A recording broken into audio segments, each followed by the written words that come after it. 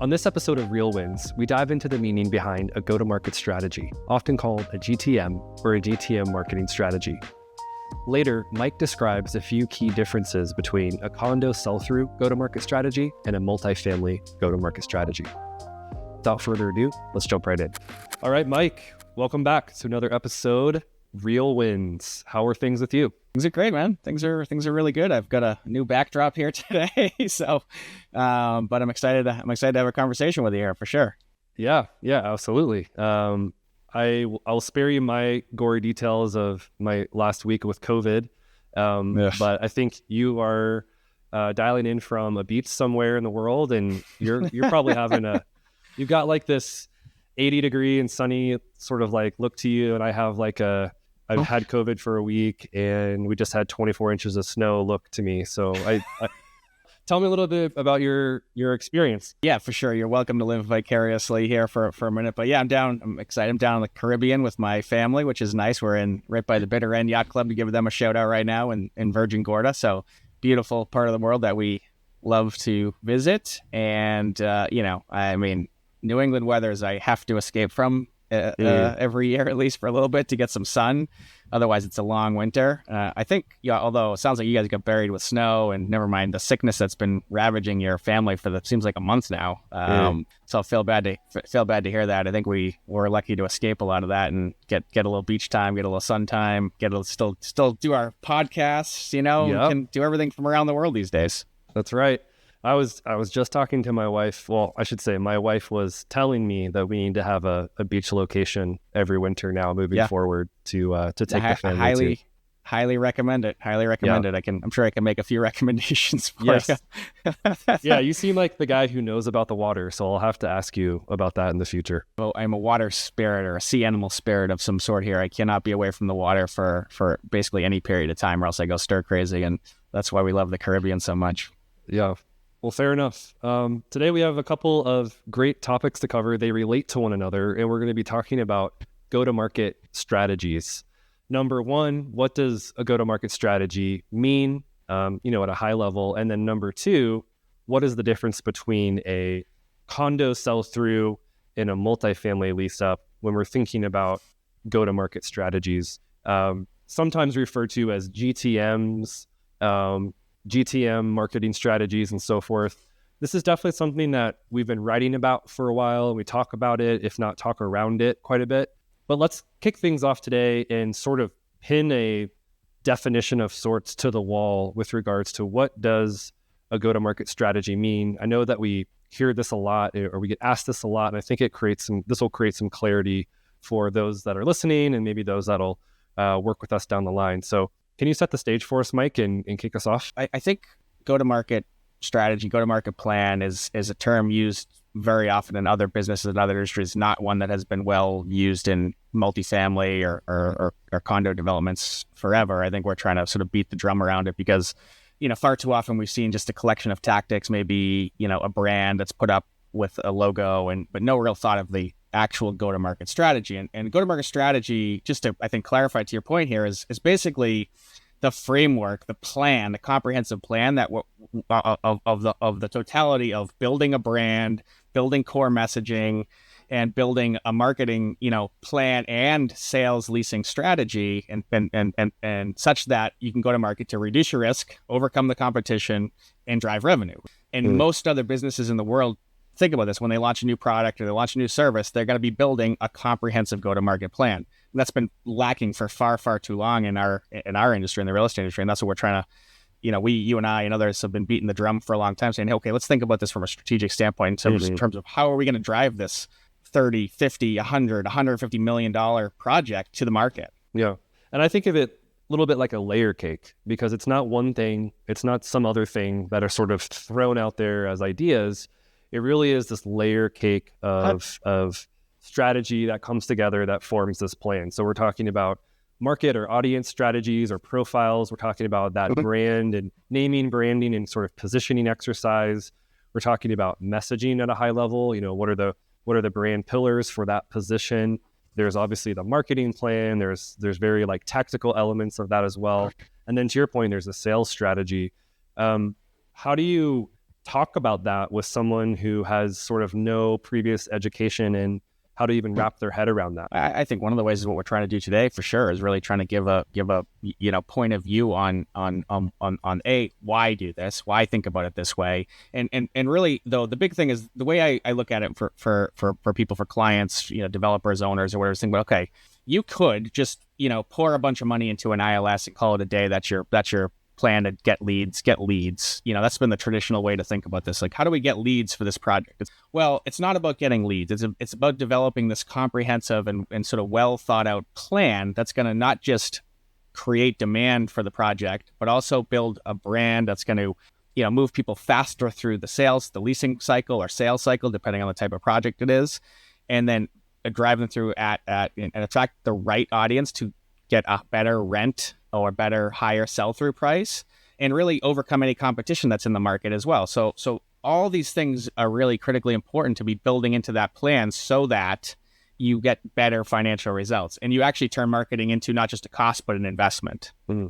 And so if we're thinking about this, and we talked about this fairly recently, if we're talking about this idea of a full engagement versus a piecemeal sort of approach, or kind of a thing here, a thing there, what are some of the questions, or what are some of the pillars of a go-to-market strategy that you think about, that you want to sort of get answers to, that are prompts maybe that we run through with clients that come to us and say, we're not really sure, where do we start? So I think there are three sort of main points of it, right? And the first is really building a brand that matters. And the second is creating the demand engine. And the third is developing that sales or leasing process and program so that you can nurture and convert the demand into actual leases and actual sales. And so those are the three parts. And, I'd love to, hear from you in terms of thinking about what is it that actually makes for a good brand? How do you position a project in the market and differentiate it from the competition? Because I think that is first and foremost the starting point of branding in a lot of ways. Yeah, I think with a brand, you really have to think about what is the essence of the project, what are some of the sort of background stories of the neighborhood, of the area, of the city, and you have to really sort of think about it from as unique of a perspective as possible to really get away from those like Cedar Point or Vista views, so you can really sort of seep into the local history and the local heritage. Granted, a lot of times these are new builds, new developments, and it's not going to be an old building that has sort of this old style name to it. That's not really the point. I think the point is, how can you create a unique message and a unique position within a market that allows it to stand out from all of the rest of the competition? Because at the end of the day, that's the main thing. What are your differentiators? How do you talk about that?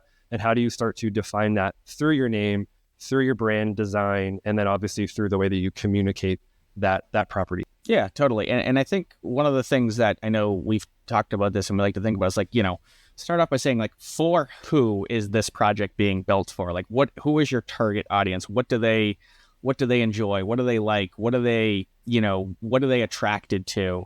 And again, I think a lot of people fall into this, which I think is a trap of falling into like the demographics of like who the people like in terms of like age and other demographics that frankly are fair housing violations in a lot of cases. And they should be thinking about what in terms of personality or style or attraction that would be the target audience in a lot of ways. And to think about them like, hey, what other brands might appeal to them? What kind of messaging works? So starting with like, who is this project for, right? I think that's going to be a core part of it. And then like, what is it that this specific development is providing for those people? So it might be some combination of ways presenting the amenity spaces, the location, the style of units, the type of units, the finishes, the fit, all of the important aspects of that you're delivering for this core audience. And then what is it that it's, what is the lifestyle that it's presenting them? And how does that differ from the competition, whether it's the location that's different or whether within the location, even it's different from the neighboring competition buildings. And so really diving into that, I think, is the key element that can help just start to think about the differentiation process and the target audience in a powerful way. Yeah, I agree completely. And then, I think one of the sort of questions that we often get back explaining things like that is, well, what does that really mean? Like, give me a tangible example of what that means to dial in a target audience, and then sort of figure out a way to serve that audience. And I think one of the examples that I really liked recently in working with a relatively new partner of ours is that they're building a project that is really focused on sort of the outdoor adventurer. And it's really easy to say that, but what does that mean when you actually live at a property? Well, for example, they're building out a giant gear room. So in Colorado, you can go in, you can rent skis, you can rent kayaks, you can rent a bunch of different stuff that literally allows you to go outdoors and experience all the nature that's around you in a way that I'm sure 95% of the other groups around them or the properties around them don't have that. And so that's a really great example of how do you support an audience and sort of live through what your values are. I mean, it's one thing to have headlines and great supporting copy and nice photography, but if you're actually sort of pushing that into the experience of the brands, I think that goes a long way and is a huge differentiator. Well, by the way, that's a great point too, because, that's another reason to really engage early with, in terms of establishing your positioning and branding in the market, because what you're actually delivering for a quote unquote product is really the underlying aspect of how you're building that brand. It's not a logo. It's the entirety of the living experience and the communication experience that people feel. And there's a great quote, and I don't know who said it. It was a famous marketing person that said, your brand is not what you say it is. It's what they say it is. In other words, your audience. And so, and I think that is where it can get really powerful, to think about how all these elements that are being designed into the building early in architecture or planning, entitlement phases, it could really help to have, other folks in the real marketing and branding folks to really help bring that even more to life. Thanks for listening to this episode of Real Wins. Brought to you by Authentic, delivering premier multifamily brand experiences and smart digital marketing. Authentic's proven approach accelerates leasing velocity, boosts rental rates, and increases long-term value. You can find out more at AuthenticFF.com. And by Charlesgate, the multifamily investor's secret weapon to help underwrite, go to market, and operate projects that generate market-beating returns. With an adaptive staffing model and on-demand leasing teams, Charlesgate empowers a better resident experience at an efficient cost structure for today's owners. Visit charlesgate.com for more. Let's talk about that demand engine phase. I think it's interesting because these steps really relate to how, our work at Authentic, we usually separate it out into design, build, and scale. And this is very similar. So for this sort of demand engine phase, what do you think about and what do you advise with partners that come in with questions? Yeah, look, I mean, this is when you're getting into the tactics of it, right? Essentially, it's like what you're trying to do to generate awareness in the market and then generate demand, which means, back to the kind of getting traffic in the door, coming for appointments. And so there's 101 probably and more tactics you could start to build. But generally speaking, what you're trying to do is create this level of awareness in the market, especially for a new project coming online, to sort of just make people aware. And that could be any number of things, including on-site activation, including ads online, whether it's, pay-per-click style Google AdWords or social media ads, and things that just really can start to build like, oh, there's a new project coming, or there's, and with great creative and great messaging that attracts your core audience. And that's the real trick right now, because I think the creative is a real differentiating, a difference maker in terms of how you're advertising these days. But that's really the key part, to start to sort of build people, add them to your marketing list, and nurture them over time, and what we're doing to start to build the traffic on site for appointments when the time comes. Yeah, I think the creative is a huge differentiator these days. I think starting early is another huge differentiator these days. Not to beat a dead horse there, we talked about that, I think, a lot. But being able to start your sort of marketing engine as early as possible, shovels are hitting the ground, brand is being developed, messaging is going up at the property, people are being nurtured from day one as much as possible, and I think that makes a huge difference. Let's talk about sales and leasing to bring this one home. But how do you?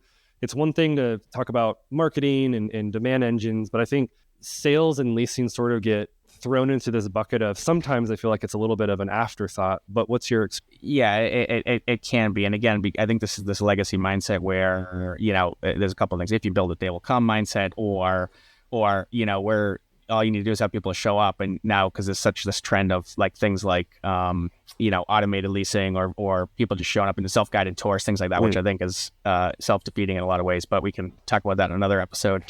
But I think it's critical because you're enabling, what you're doing is basically having a good professional salesperson on it that's helping nurture the people who are interested and help them make the decision that's best for them. In often cases, if you're doing marketing right, you're attracting the right audience. All the salespeople need to do through good processes help them make a decision. And people really like when people help them make a decision, we've found. And so by building a great process in where you're being helpful, not pushy or salesman-y or whatever, but really we're really having a helpful process, you're able to convert a far higher percentage of tours and visits into leases or sales in the case of this condo project. And so, but the critical thing is that there's a tight tie-in between marketing and both brand and demand and the salespeople on site, such that they're conveying the same messaging and continue to resonate that, powerful brand message that you've created, and can lean on the ads and the copy that's been already delivered to these people. That's going to help close the gap and help them make a decision sooner and faster. Yeah, I had a really good conversation today with a marketing director at an owner operator that I think they are about 40 properties deep. And I asked her some of these similar questions, and I specifically was asking about the leasing team as salespeople versus just, nice, outgoing, positive human beings, which we all love. And she sort of hammered home for me that it doesn't really matter what their, characteristics are, or if they're super outgoing or maybe a little bit more reserved. But the bottom line for her was that they need to be able to sell and close a deal. And that has to be the bottom line for them and their leasing team, because it's not just as simple as putting a pretty face out there, relying on some marketing language and hoping that leases get signed, which I thought was more and more, I think the more we have those conversations, the clearer it is that you need to have a really strong process in place that then has a handoff to a leasing team that is not only enabled, but has that sales experience too. Yeah, and look, sales is a process. It's a trainable, it's a learnable process, and if you build a playbook around it and how to approach it for each individual project, and what what the tour process looks like, what the application process looks like, and the right types of questions to help people make the right decision for them, you can really, really accelerate the tour to lease conversion and have a better resident experience for happier residents long-term as well. Let's pivot into the second question to kind of round this conversation out. So when we're thinking about go-to-market strategies, there is some difference between condo sell-throughs and multifamily lease-up projects. I became more familiar with condo sell-throughs working with you and your team at Charlesgate. So this was sort of new to me. I know that you've been doing that for many years. How do you kind of go about the GTMs of condos versus multifamily? Yeah. So, I mean, on the face of it, from a big picture, it's essentially the same thing. All right. The same style, the same process. There's some technical differences with, like, when you're integrating with property management software. You might have more real-time availability on a property management website versus a condo sellout website. There's also, generally speaking, a longer sales cycle for people who are making, say, $1 million condo purchase decision versus a $3,000 annual rent decision. So there's definitely differences in the way you approach the sales process, but from a marketing strategy standpoint and a go-to-market strategy standpoint, it's essentially the same thing. You're just creating differentiators and positioning based on where something stands in the for sale market versus the for rent market.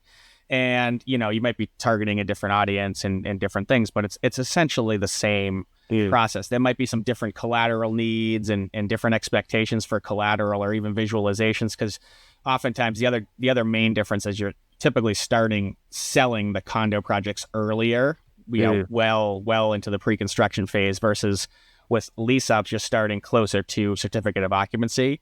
But that's another sort of timing difference. And so it's more important to lean on very good visualizations and renderings and things like that on the condo side. Not that it's not important on the lease up side if you're starting early, like we recommend.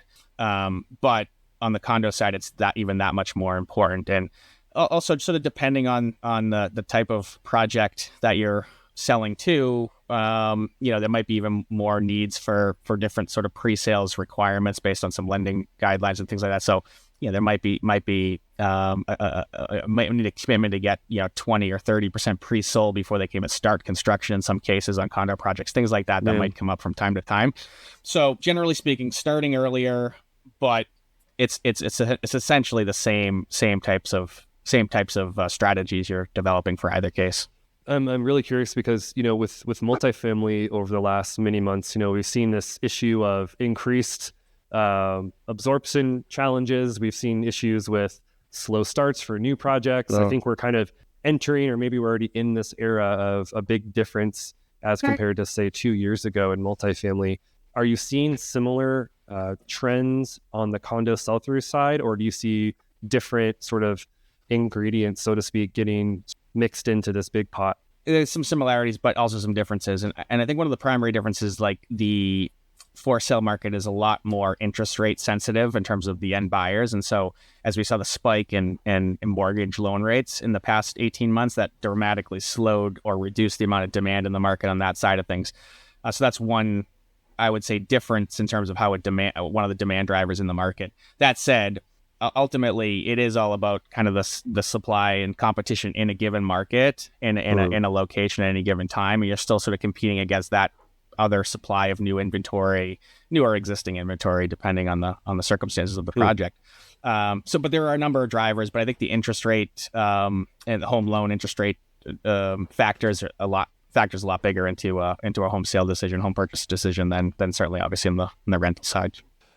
Anything else come to mind before we wrap up in terms of differences between condo sell-throughs, multifamily lease-up projects? I feel like we spend a lot of time talking about multifamily, of course, so I think I'm naturally curious about condos, but anything else come to mind?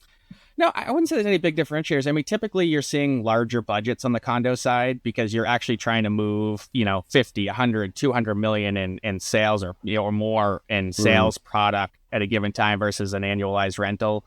That said, I think, so frankly, a lot of the learnings we've had come from the condo side because we've had the opportunity to really put our sort of money where our mouth is in a lot of cases in terms of driving and creating these marketing plans and programs. And we've done it, in a dramatically more efficient way than I think a lot have. And we've brought those learnings to the multifamily side as well, where I think traditionally there's been a dramatic underinvestment in marketing to drive through things, so much faster absorption, better rents, higher NOI. You're adding a lot of that value to the bottom line capitalized price of the property. So those are a lot of the learnings that we've taken from the condo market, though, and translate them directly to the multifamily market. I think, frankly, maybe that's in a way that a lot of folks haven't, because they just approach it in the standard traditional multifamily way for so long, which is, for lack of a better way to put it, ILS and pray. And so we're trying to take that to a deeper level and really drive and say, okay, you can actually save a lot of money, be way more efficient in your actual spend, then invest a little bit more, but just be way more efficient with it, and have far, far better results. And so that marketing is the investment in revenue that it is for every other business in America. So in summation, if you want to mitigate risk, overcome competition, and drive revenue faster, think about a go-to-market strategy. Otherwise, ILS and pray. Is that right? Otherwise, good luck to you. ILS and pray. Spend all your money on the ILSs, and hopefully someone walks in the door, and 18 months later you might be barely stabilized. Yes, and that can cost a lot of money, by the way. That's usually a good 50% of the overall budget as it is, and that's saying something. So, well, Mike, thank you for your insights on these topics, especially on the condo sell-through side. Super interesting stuff. Always a good time connecting, and enjoy the rest of your time at the beach before you get back to sunny Boston. I know. Hopefully sunny, actually. I think I heard it's going to snow when we get back, maybe. So we'll see. But okay. I have only a few days left. But Chris, awesome catching up. Awesome talking to you. Hopefully you get fully over the COVID and all the other unfortunate sicknesses you've had to deal with over there. But I'm sure you'll bounce back soon. Thank you, sir. I appreciate it.